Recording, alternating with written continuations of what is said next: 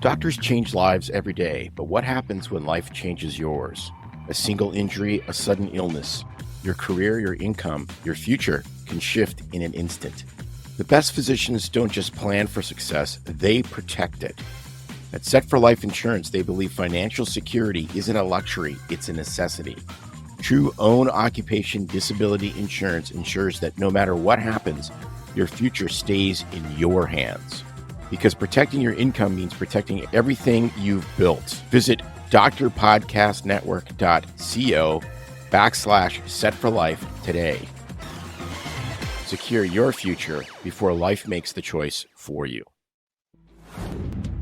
We are no longer physicians, we're providers. Ask your baby's permission. Gay people, you have become a product. Should auto insurance cover STD? Are you freaking kidding me? So you demean us. You don't get a parade for a sexual preference. To not hurt the feelings of somebody with a fraction of my training. That a beaver's ass presented this to the world. It's a natural flavor. But you are literally an ice cube in a martini shaker. We are back. We are alive. And I have what we call the martini glass of unusual size. An M-Gus. Do you have an ice cube in there? No. Do you have an ice cube in there? I do not. Because I don't need it. Because it's very hot in here. Not here, in Florida. We've just come through Florida's spring, which I think is about 22 minutes long. It's like, well, it's a little brisk in the morning, and wow, the afternoon is beautiful. And then the heat wave. And then the flames of hell boil you. So we spent the last couple hours floating, and it was marvelous. And I don't mean to be a jerk to anyone. I noticed that in Saskatoon, where we have friends and family, it was 29 degrees. Mm-hmm. Not 29 degrees Celsius, which would be beautiful. It was 29 degrees Fahrenheit, which would be painful. 2 or 3 degrees below. Yeah. Yes. Yeah. So that's way too cold. We're thinking of you. Yeah, we are. And but anyways, so interesting times we live in. I have to bring this up because where are the cockles of the heart? Because this sort of warms my cockles. Mm. So Christine Grady. Oh, I know where you're going. Christine Grady was fired today because they had a massive, RFK Jr. and Trump had a massive purge of all of these agencies, FDA, NIH, NIAID, blah, blah, blah, fired a whole bunch of people. And Christine Grady was either fired or reassigned. We're not sure. But either way, Christine, don't let the door hit you on the ass on the way out. Okay, you got to tell people who she is for those who don't know. She is Dr. Fauci's wife. So believe it or not, Dr. Fauci and his wife had been working for the federal government, him as the head of the NIAID, and her as, I think she was the chief ethicist or something for the NIH. So they literally had right and left government teats from which they were suckling off of for decades, or as the smart people say, decades. Yes. Decades. Don't usually hear much about her. But no. Now we have. Yes. So, sayonara. See you later. Hasta luego, Christine. Enjoy your multi-million dollars of money that Fauci has saved. We don't need you around here no more. Now that song's going to be stuck in my head for the rest of the day. Tom Petty. Unfortunate casualty of the fentanyl epidemic. Mm-hmm. But it's true. I have a couple stories today. And it's actually, I really have one story. And I find it really super duper interesting because it gets to a point of medical practice of how you have to be very disciplined in medical practice to not make catastrophic errors when something looks super obvious, but it's not. And I think because, look, you're not going to get sued for missing something that's super difficult to find, right? You're going to get sued for being A, being a jerk, and B, missing stuff that's obvious. But sometimes obvious things are wrapped in kind of a veneer of something else, and it becomes very easy to be negligent. Mm-hmm. All right. And that is today's lesson and story.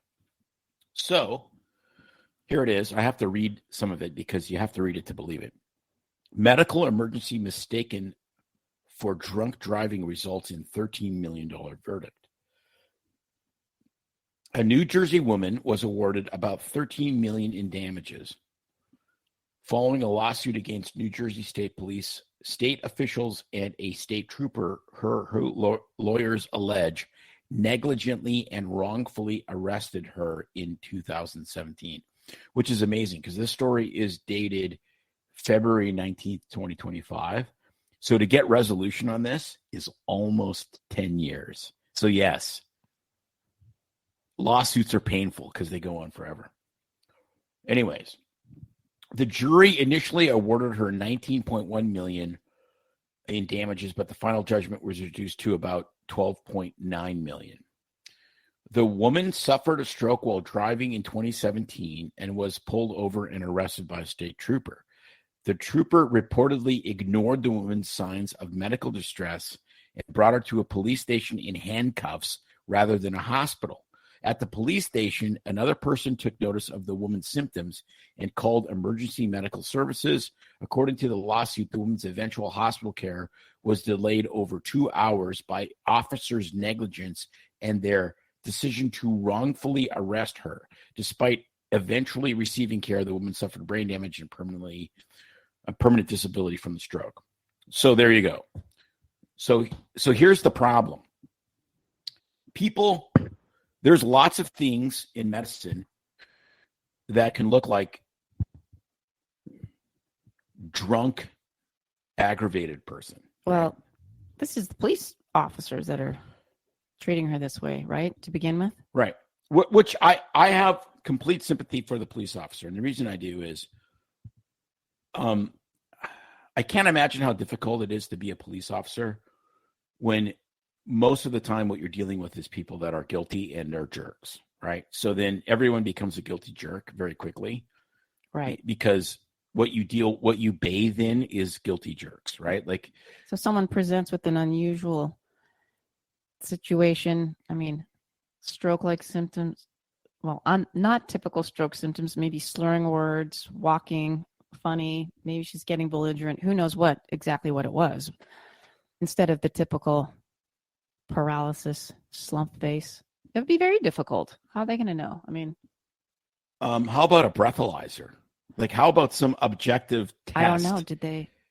Well, no, but the point is, right, exactly. The genius of a breathalyzer is somebody can blow into it and you can go, yes, okay, there's alcohol, right? I just meant initially when they first saw her. Yeah, but 2 hours? Like, I get why this is a $13 million verdict. It's 2 hours. Right? It's 2 hours. And, so for instance, if you're a diabetic in diabetic ketoacidosis and you're blowing off acetone, which you will legitimately do, you will smell and act drunk, and you are legitimately trying the hardest you can to die. That is absolutely not a joke, right? So are you really drunk? No, you're probably going to be going in and out of consciousness. But you know what? Like, if you were driving and, a cop that's dealt with way too many drunk driving incidents, has been to way, way too many roadside things where he has to, document dead bodies and then go to a house and say, your 17-year-old daughter was killed by a drunk driver. Like, I get it. Okay. Like, these guys are primed for missing this. Right. And I have total grace for that. I get it. But at the same time, you have to eliminate a medical emergency 100% of the time, right? It's like, what do they tell us in psychiatry? The first thing you do in psychiatry is to not make a psychiatric diagnosis. It's to make a medical diagnosis. And then once you've ruled out a medical diagnosis, then you can go down the psychiatric, Now, did most psychiatrists do that? Of course not. It's like, welcome to Prozac land, enjoy. But it does. I mean, that one, it should make people pause, People, are you talking about people in law enforcement that are coming upon other people, or just in general? Because, man, that's a big ask to, but every time you see somebody question what's really going on. Well, I think that's the question. How are we unpacking this here? No, I think that's the question. I think that every single one of us, when we're in a situation where we're like, what's going on? You should ask what's going on, right? Like, look, if a guy's at a bar, he's been sitting at a bar and he's been pounding shots of Jack Daniels for 3.5 hours and he's drunk as shit, then he's drunk as shit. Like, that's easy, right? But when you come upon somebody, you had a case as a medical examiner where a guy crashed on the freeway in the mountains and was dead. Okay, he crashed and he was dead. What killed him? A heart attack. Because, again, you don't know, right? Like, did he have a medical event that caused him to crash, or did he crash which caused the medical event? And you don't know until you know. And, I mean, what I loved about Larry Lumen and the state medical examiners in Oregon is they're like, dude, I mean, I had a case where a guy fell off of a mountain and died. Like, it was witnessed. It's like bing, bang, boom, body at the bottom of a ravine. And I called him up and I said, like, I need to sign off this death investigation. He goes, you can't sign shit. You don't have a body. And I said, well, he kind of like tried to fly like a bird and he landed at the bottom of a ravine. He goes, it doesn't matter. You don't have a body. You don't know what killed him because you don't have a body. Could have been a gunshot wound. He could have got in a fight with his girlfriend and she kicked. I mean, like, and I love that kind of discipline because that's what it takes. It takes a tremendous amount of intellectual and medical discipline to go, okay, we don't actually know. Exactly. We don't actually know, right? Like, the guy could have broke his ankle and stumbled and fallen and died. So what killed him? Well, what killed him was his broken ankle, actually, at that point, right? I mean, it's still an accident. But if there's a gigantic footprint on his chest because somebody kicked him off the side of the mountain, he actually died as a homicide, not an accident. Right. So, I mean, all of that stuff is crazy. But it brings me to another, like, as soon as I read that story, I was like, okay, this brings back unbelievable memories to me. So do you know who Ron Tabak is? Oh, gosh.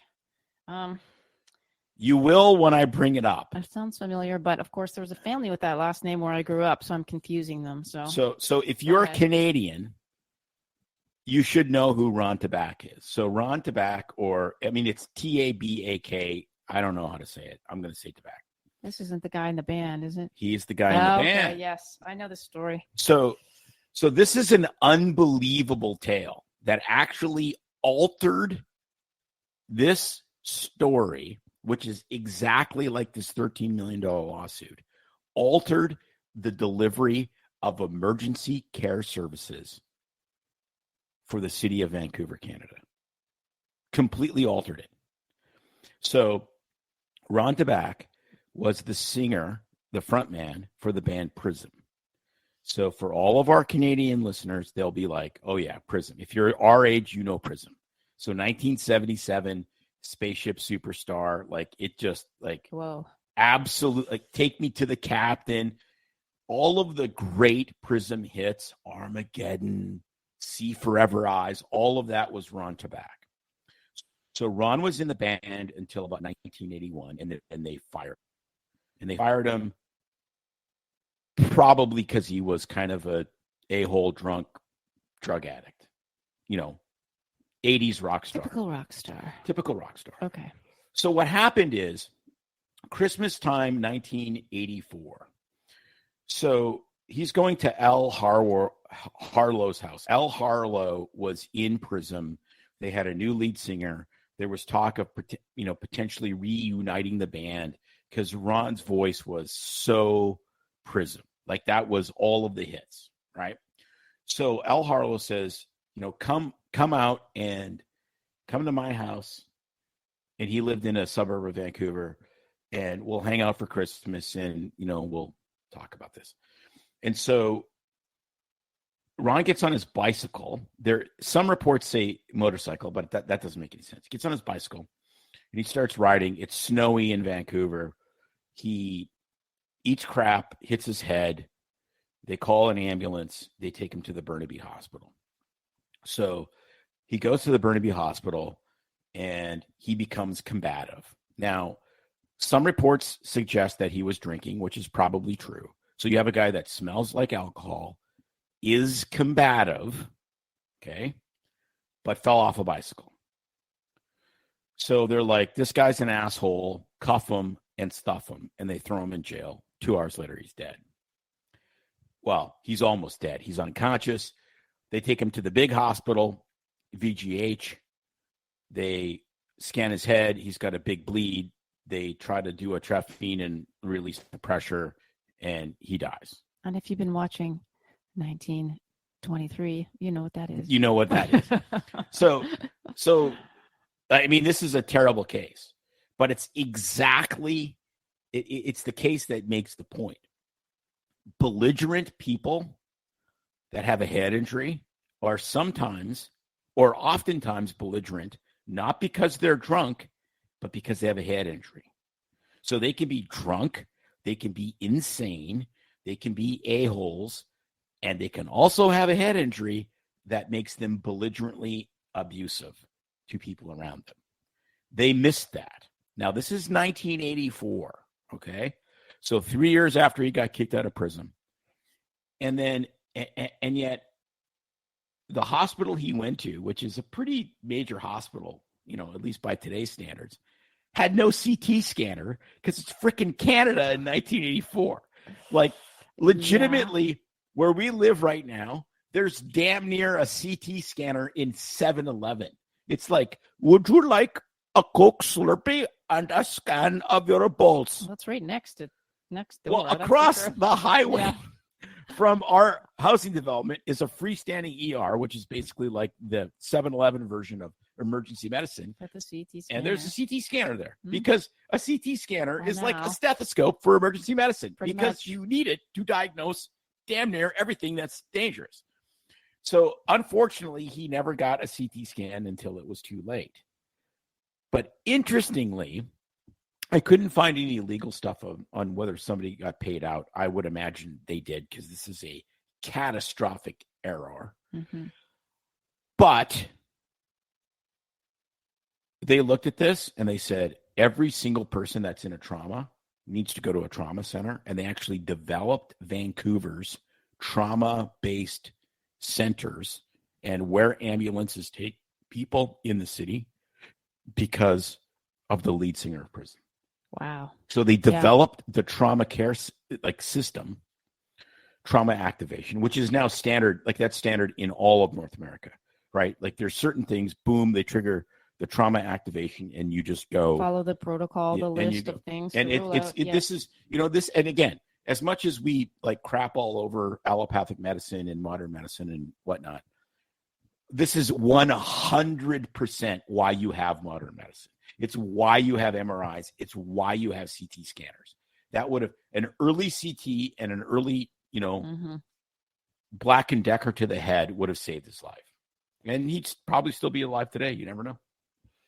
Well, now he's still the lead singer in heaven. Take me to the captain. Oh, he's right there. Exactly. I see the captain because I'm in heaven. That's a sad story. But, like a lot of things that happen in life, the positive change can come out of a negative situation. And so I guess that's the blessing, as they did something positive about that. Well, yeah, and it's the whole concept of you can't, like, it's super, like in medicine, we do a lot of pattern recognition, right? Like, so you go, smells like a drunk asshole, must be a drunk asshole. But you always, like, what we get paid for and what we get trained to do is to go, yeah, but is there more to that than just some guy that, he's a rock star with a, drug and alcohol problem. But don't forget the fact that he fell off a bike and hit his head. So what you need to care about, the only thing you need to care about is fell off bike, hit head. That's all that matters. Nothing else matters.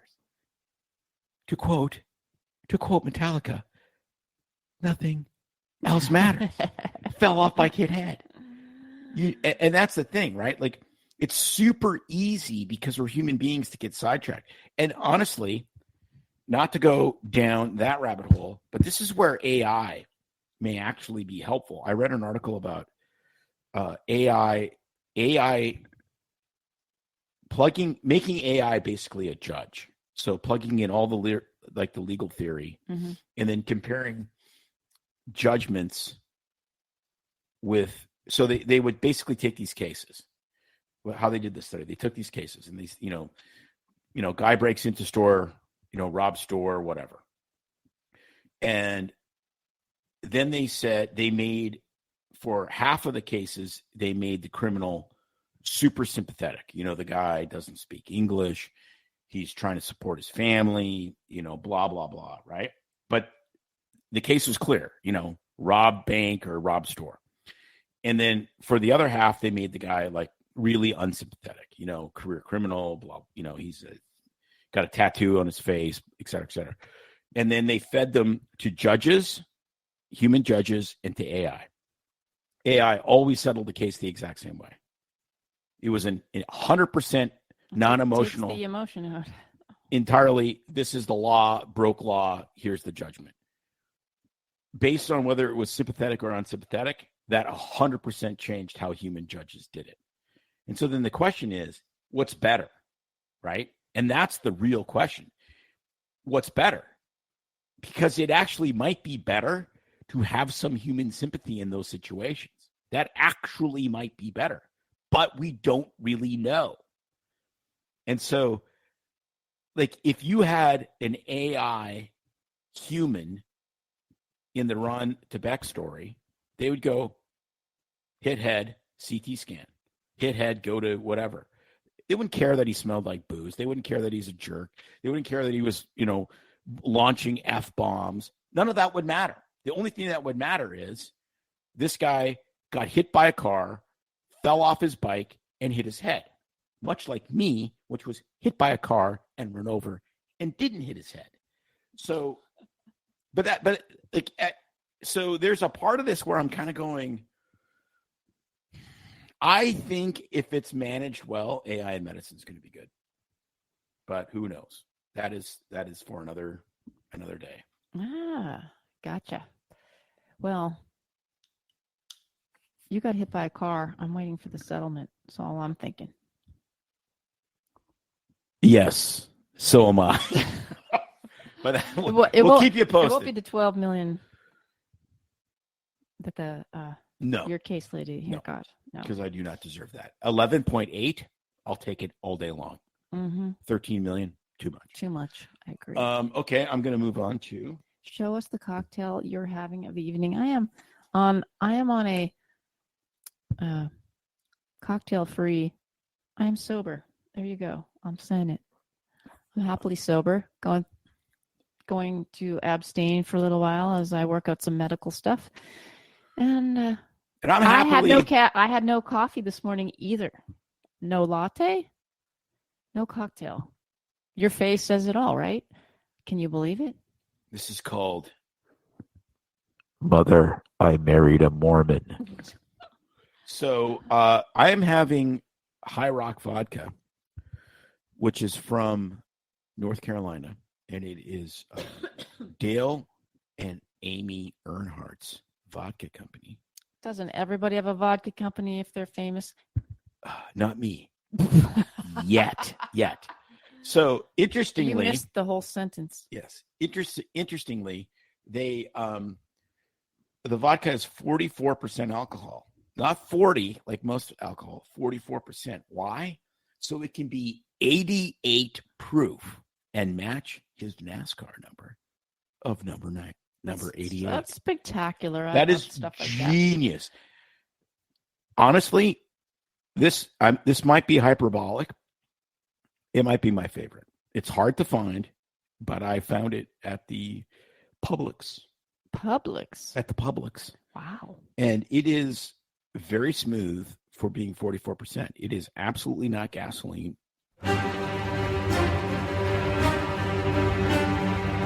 America spends more on healthcare than any other country, yet we rank 48th in life expectancy.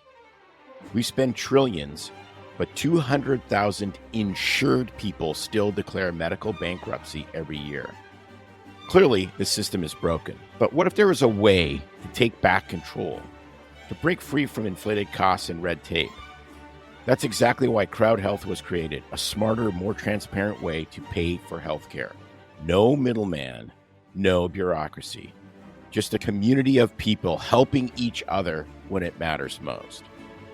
Join the revolution. Go to joincrowdhealth.com and use promo code BSFREE for a discount on your first 3 months. Because your health should be in your hands, not theirs. I might have to have a little sip just to taste it. Yeah, I would 100% recommend it. 88, so, 88 proof. Just so that I can see. Just like the number 88. I wonder how good he would drive after a fifth of that. I don't know. Maybe better. Maybe you could fuel his car with it. You never. Maybe better. Exactly. Like sometimes golfing is always better with a cocktail on board. They did a study, not a randomized controlled study, but a retrospective analysis on how many beers make you a better golfer. And the answer was 3. 3? 3. Is this for men? I think so. I think it was Golf Gods, which are the Australian guys. So like 3 beers is basically what it takes to get out of bed.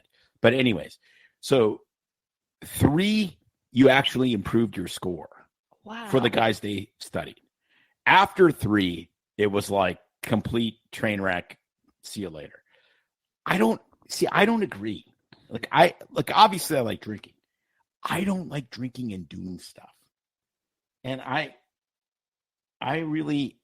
maybe a beer. I don't know. I honestly don't like drinking and golfing. I like golfing and then drinking after. I'm kind of with you. I remember one year with the kids, or it was something, 4th of July, and I had a canned wine while we were golfing. Oh, you and our daughter were like literally rolling down the golf course. No, we weren't. Yes, you were. All I can say, no, I don't think it was that bad.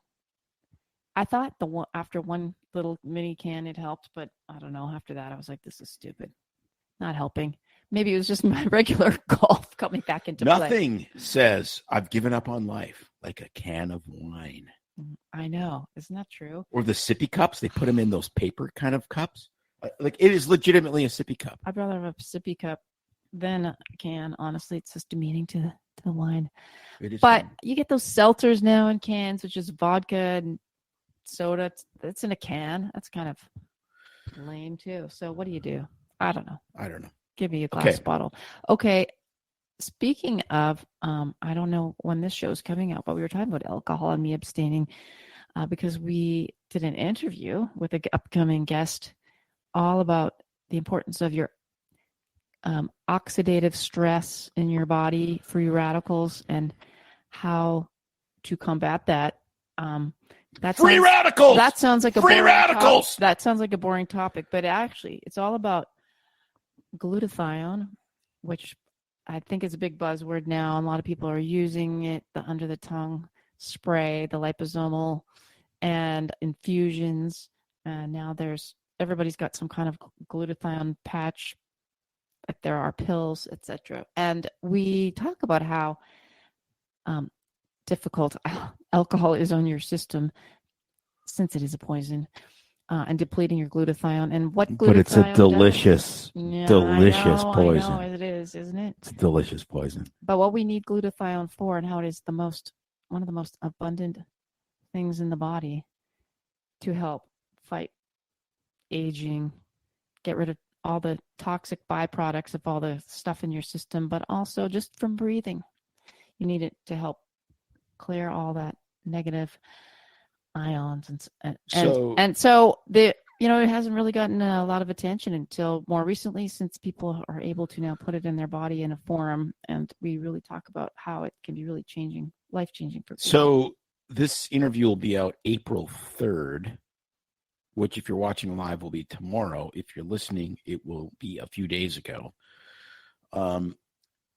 with Nayan Patel. And it is like, when I saw the schedule, I was like, yeah, this could be interesting, but like, whatever. The guy is absolutely captivating. He's super passionate. He's got great information. It absolutely blew my mind. You're welcome. This was one of the better. I mean, we've done, I don't know now, close to 400 interviews with people, and this one just completely exploded my brain. Yeah. Well, I've been using his product for a couple months now, but I've been using glutathione for a while, including infusions and the liposomal, and needing it myself because my system, with my genetic makeup, uses it very quickly, needs it in excess, and I don't make it very well. So I have known about him and I heard him on some podcasts, and I'm a big fan of his product because it is really the top of the line. And as he shares in the show, has treated some of the top of the line people in the world, in the US, all over. So that's a great interview. You guys got to check it out, even though we maybe made it sound boring at the beginning talking about oxidative stress. Why it's really part of the longevity fad too. People are using it because they want to age longer, better. You can actually use it to help your skin look better, but your skin is just one organ. It affects all your organs, from your heart, lungs, immune system, to that outer glow. But it also, what it's doing on the mitochondrial level to really help keep your cells functioning well. Because the biggest organ in my body is my skin. Yes. So you got a lot of that wrinkly skin there. I do. No, I'm kind of going for the leathery Florida guy look, and I'm succeeding, actually. I want all of my arms and everything else to be very youthful and just have that face that's 25 to 50 years older than the rest of me. Oh, then I am succeeding wildly. No glutathione spray for you. Yes. Yes. Start spraying it right on your face. What look are you going for? I'm going for leathery Florida guy that fishes all the time and is 80 and doesn't look a day over 300. Well, okay. Success shall be yours. Anyway, on that fun note, I think it's time to wrap this show up. Let you guys get on with your rest of your day. Please share. Give us a review. Give us feedback. We would love to hear from you. And check out all the amazing guests we have coming out on the show. As always, stay safe. Kidding. Stay BS free. There's no such thing as safety, kids. Don't as soon stay as I said safe. that, I was waiting for the. Don't stay safe. Stay BS free.